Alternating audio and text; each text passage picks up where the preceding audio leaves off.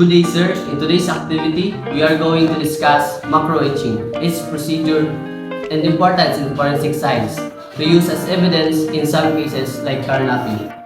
Macro etching, also known as macroscopic or macrostructural etching, is a metallographic technique used to reveal the macrostructure of metallic materials.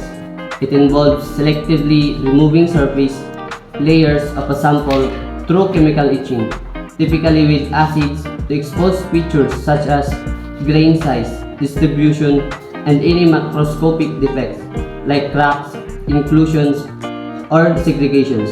This technique is widely used in material science, metallurgy, and engineering to analyze the quality, composition, and processing history of metallic materials. So, procedure in macro etching. First, we locate the engine and chassis number of the vehicle. And then, after we locate the engine and chassis number, clean thoroughly and polish to remove dirt and make it visible and clear. And then apply HCl on the surface of metal, and after that, we put tape on the surface to copy the number of chassis and engine of the vehicle. And after all, we paste it on a paper to make it more visible. Macro etching helps identify alteration or tampering with vehicle identification numbers or other identifying marks. This can reveal attempts to disguise stolen vehicles or parts.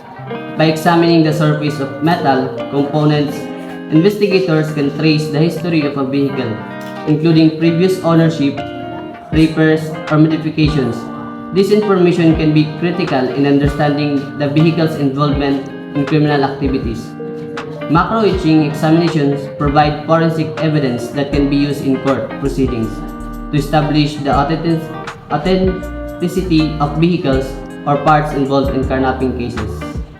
Overall, macro etching examination serves as an important tool in forensic investigations related to carnapping, providing valuable evidence for law enforcement agencies and aiding in the prosecution of offenders.